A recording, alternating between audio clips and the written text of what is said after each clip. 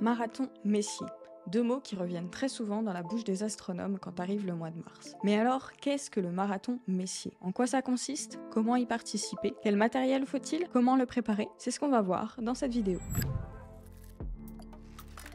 Vous l'aurez sans doute deviné, le marathon Messier, ça a un rapport avec le catalogue Messier. Pour ceux qui ne savent pas ce que le catalogue Messier, en fait c'est un catalogue qui regroupe 110 objets du ciel profond. Donc des amas, des nébuleuses, des galaxies, etc. Ce catalogue, il a été créé par l'astronome Charles Messier en 1774. Oui, ça date pas d'hier. Il regroupe des objets, donc 110, tous visibles depuis l'hémisphère nord, en hiver, au printemps, en été, en automne, etc. Dans ce catalogue, on retrouve pas mal des objets les plus célèbres, essentiellement parce que c'est des objets assez facilement observables qui sont recensés dans ce catalogue. Pas tous, mais la plupart. On va retrouver notamment M42, la nébuleuse d'Orion, M45, les Pléiades, M57, la nébuleuse de la Lyre, ou encore M8, la nébuleuse du Lagon, M16, la nébuleuse de l'Aigle, etc. Normalement, vous le savez, ces objets, ils sont pas tous observables en même temps. Par exemple, la nébuleuse d'Orion, bon bah voilà, c'est en ce moment en hiver, mais en été, on observe plutôt les objets comme M8, M16, etc. Et pourtant, en fait, chaque année, entre début mars et début avril, il est possible d'observer l'intégralité des objets du catalogue Messier en une seule nuit. Bon, pour ça, évidemment, il faut une très bonne organisation. Mais ça, on y revient dans la suite de la vidéo. Mais du coup, en fait, cette possibilité d'observer tous les astres du catalogue Messier en une seule nuit, eh ben, c'est devenu un défi qu'on appelle le marathon Messier. Et en fait, c'est dans les années 70 qu'un groupe d'astronomes passionnés a eu l'idée d'organiser un concours, en fait, pour observer le maximum d'objets du catalogue Messier en une seule nuit. Donc ça a commencé aux États-Unis et ça s'est répandu un peu partout dans le monde au fur et à mesure. Aujourd'hui, le marathon Messier, c'est vraiment un événement qui est organisé dans beaucoup de clubs astronomie amateurs au printemps. Et donc l'objectif du marathon Messier, vous l'aurez compris, c'est donc d'observer tous les objets du catalogue Messier en une seule nuit, ou au moins un maximum d'objets possibles. Ok, maintenant qu'on sait ce qu'est le marathon Messier, comment on fait pour y participer?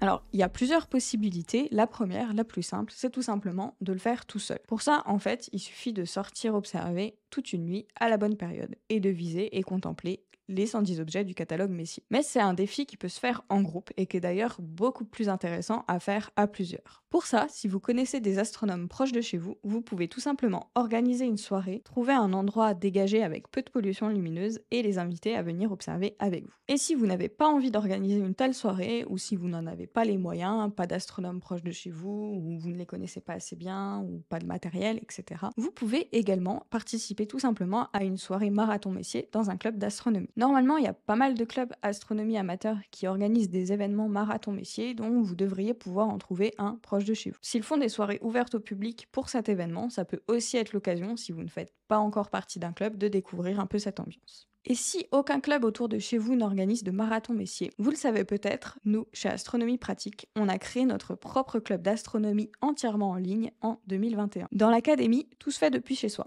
Il n'y a pas besoin de se déplacer. Et du coup, peu importe où vous habitez, vous pouvez participer. L'année dernière, en mars 2022, on a organisé notre premier marathon Messier à distance avec les membres. On a pu partager en direct, en audio, notre nuit d'observation, nos galères, mais aussi nos émerveillements. Et c'était vraiment très chouette. Du coup, on compte bien réitérer cette expérience. Et si vous voulez vous aussi tenter l'expérience et participer à un marathon Messier avec nous et les autres membres, ça tombe bien, les portes de l'académie sont actuellement ouvertes. D'ailleurs, au moment où j'enregistre cette vidéo, on a prévu de faire une conférence dédiée au marathon Messier demain soir avec les membres, pour bien préparer la soirée et vraiment avoir toutes les informations pour que ça se passe bien. Quand la vidéo va sortir et que vous la verrez, la conférence sera déjà passée. Mais comme toutes nos autres conférences, en fait, elles sont accessibles en replay dans votre espace élève quand vous êtes membre de l'académie. Vous pourrez donc vous aussi profiter de la conférence pour avoir toutes les informations et participer avec nous au marathon Messier. Bref, si l'aventure de l'académie vous tente et que vous voulez nous rejoindre, toutes les infos sont dans la description. Maintenant qu'on a vu comment participer à un marathon Messier, on va voir le matériel nécessaire. Alors, le marathon Messier se pratique généralement avec un télescope ou une lunette, mais il peut aussi se faire tout simplement aux jumelles. Et oui, parce qu'un grand nombre des objets du catalogue Messier sont en fait suffisamment lumineux et grands pour pouvoir être vus avec une bonne paire de jumelles. Néanmoins, si votre objectif c'est vraiment de voir les 110 objets, il faut savoir que certains objets sont trop petits ou trop faiblement lumineux pour être visibles avec une paire de jumelles. D'ailleurs, certains d'entre eux sont même trop petits ou trop peu lumineux pour être observés avec tous les télescopes. Certains objets ne sont donc observables qu'avec certains télescopes et sous un bon ciel. En fonction de votre matériel, vous ne pourrez donc pas forcément tout observer. Mais c'est pas grave parce que l'important c'est de participer et surtout de s'amuser. Ok, ça c'est pour les optiques. Maintenant, si vous utilisez un télescope, quelle monture utiliser? Il y a principalement deux écoles. Les montures manuelles et les montures avec le GoTo. Alors, GoTo ou pas GoTo? Eh ben, l'objectif étant quand même d'observer plus de 100 objets en une seule nuit, donc assez rapidement, le GoTo peut être un allié de taille. Alors, certains astronomes vous diront que c'est de la triche, que le GoTo c'est un raccourci trop facile et que les astronomes qui l'utilisent, ce sont pas vraiment des vrais astronomes. De notre côté, avec Laura, on partage pas vraiment ce point de vue. D'ailleurs, 2 de nos 3 télescopes sont équipés du GoTo. Pour nous, l'astronomie c'est avant tout une passion, dont l'objectif premier, c'est vraiment de s'émerveiller avec les merveilles célestes. Et surtout, d'y prendre du plaisir. Donc, si vous n'avez pas envie de galérer pendant des heures à chercher vos objets, le GoTo peut être une bonne idée, et c'est parfaitement acceptable d'utiliser le GoTo. Maintenant, si vous préférez chercher les astres manuellement, c'est tout à fait possible, bien évidemment. Faudra juste savoir que certains objets sont difficiles à trouver, on ne les voit pas à l'œil nu, et parfois même dans le télescope, on les distingue pas bien ou pas du tout. Donc si vous décidez de relever le défi sans le GoTo, ce sera bien évidemment plus difficile et surtout plus long. Et ça nécessitera surtout une bonne préparation et c'est justement ce qu'on va voir maintenant. Juste à noter que, bien évidemment, même avec le GoTo, il faut être bien préparé pour faire un marathon Messi.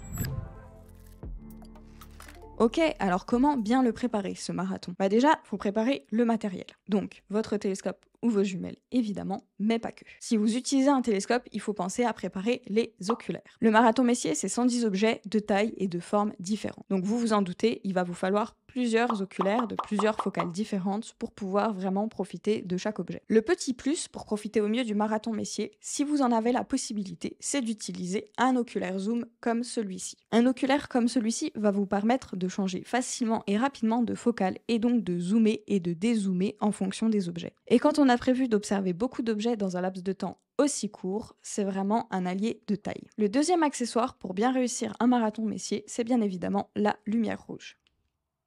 Elle va vous permettre de pouvoir voir autour de vous sans vous exploser les yeux. Et ça, c'est hyper important. Parce que quand on change d'oculaire ou qu'on a besoin d'observer son programme, etc., bah, on a besoin de lumière. Le problème de la lumière blanche, c'est que nos yeux ont besoin de très longtemps, environ 20 minutes, pour s'habituer complètement à l'obscurité. Et du coup, si vous allumez de la lumière toutes les 5 minutes pour changer d'oculaire, pour observer votre programme, bah vous allez perdre un temps considérable et vous n'allez pas pouvoir profiter aussi bien des objets que si vous utilisez une lumière rouge. Le troisième truc qui peut être vraiment pratique, c'est une table. C'est pas obligatoire, mais ça peut être vraiment utile si vous avez pas mal d'affaires à poser. À cette période de l'année, les nuits sont souvent très fraîches et aussi humides. Donc nécessairement, observer toute une nuit à cette période, ça signifie buée. Donc si vous en avez la possibilité, pensez à prévoir un pare-brise ou une résistance chauffante pour éviter justement que la buée ne vienne gêner vos observations. Aussi, si vous vous déplacez pour observer hors de chez vous et que vous utilisez une monture motorisée, pensez à prendre une batterie. C'est quelque chose qu'on peut oublier facilement, surtout si c'est la première fois qu'on observe hors de chez soi, mais la monture motorisée, elle fonctionne pas toute seule. Ok, voilà pour le matériel pour pratiquer, mais il y a aussi quelque chose qui est très important pour bien réussir un marathon Messier, c'est le confort. Et oui, quand on passe toute une nuit dehors pour observer dans le froid, il faut impérativement que ce soit confortable. Sinon, vous allez abandonner au bout d'une heure ou deux. Pour éviter ça, le premier truc, évidemment, c'est de bien s'habiller et d'anticiper le fait qu'il va faire froid et que plus on reste longtemps sans vraiment bouger, plus on va avoir froid. À ça, nécessairement, va s'ajouter aussi la fatigue parce qu'on observe longtemps dehors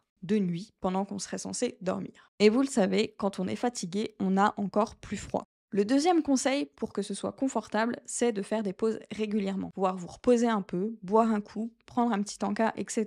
Reprendre des forces pour pouvoir encore plus attaquer le reste des objets. Je vous conseille de préparer à l'avance un petit encas et une boisson, une bouteille d'eau ou un thermos de café par exemple, pour pouvoir justement ne pas perdre du temps à devoir chercher un truc à manger, etc. et pouvoir vraiment profiter de votre pause. Le troisième conseil, c'est aussi de prévoir une chaise ou une chaise longue pour pouvoir vous asseoir de temps en temps et vous reposer un peu. La chaise longue, si vous observez aux jumelles, ça peut vraiment être un gros plus parce que vous allez pouvoir vous installer confortablement pour utiliser vos jumelles. La chaise longue, elle va vous permettre d'observer longtemps sans vous ruiner les cervicales. D'ailleurs, si vous observez aux jumelles, un trépied, ça peut vraiment être une bonne idée aussi. En fonction du poids de votre paire de jumelles, de toute façon, ça va être indispensable. Mais il y a aussi certaines paires de jumelles qui sont pas trop lourdes et qu'on peut quand même utiliser comme ça à bras levés. Mais le problème, c'est que quand on observe très longtemps comme ça sur beaucoup d'objets, objets, ça peut vite devenir très fatigant pour vos bras et vous allez commencer à trembler et donc vous profiterez beaucoup moins de vos objets. Maintenant qu'on a vu toutes les astuces pour bien profiter du marathon Messier confortablement, il y a un truc dont il faut qu'on parle absolument. Je vous l'ai dit, il est possible d'observer les 110 objets en une seule nuit. Pour autant, on ne peut pas le faire n'importe comment. Vous le savez, la Terre tourne et le ciel bouge. Les objets ne sont donc pas tous visibles toute la nuit. D'ailleurs, même certaines constellations ne sont visibles qu'à un moment vraiment très précis, très court de la nuit. Il faut donc absolument établir un programme à l'avance de vos observations pour savoir quels objets observer à quel moment. Sinon, vous êtes à peu près sûr de ne pas réussir à observer les 110 objets dans la nuit. L'objectif du programme, ça va être d'établir en fonction de l'heure de coucher et de lever de la constellation, l'heure à laquelle ce sera le mieux pour l'observer. L'année dernière, on vous avait d'ailleurs créé tout un programme avec l'ordre des différents objets à observer en fonction de chaque période de la nuit pour pouvoir réaliser le marathon Messier confortablement. On vous remet le lien du programme dans la description. C'est vraiment hyper important d'avoir un programme. Mais si vous n'utilisez pas le GoTo, ça va pas être suffisant. Et oui, parce que savoir dans quel ordre observer les objets ne suffit pas. Il faut aussi savoir comment les repérer, où ils se trouvent et comment les viser. Pour ça, vous avez grosso modo deux solutions. Soit vous utilisez une application carte du ciel qui va vous permettre d'observer le ciel tel que vous le voyez en orientant votre téléphone. Ça vous permet vraiment d'avoir un visuel du ciel tel que vous le voyez en face de vous. Mais le problème des applications carte du ciel, c'est la luminosité. Et oui, l'écran de votre téléphone est lumineux et du coup, quand vous utilisez une application carte du ciel, il va vous falloir vous réhabituer à l'obscurité à chaque fois. C'est pour éviter ça qu'il y a quelques années, chez Astronomie Pratique, on a créé les fiches pratiques. Les fiches pratiques, ce sont tout simplement des fiches à imprimer qui regroupent tous les objets du ciel profond par constellation. Elles contiennent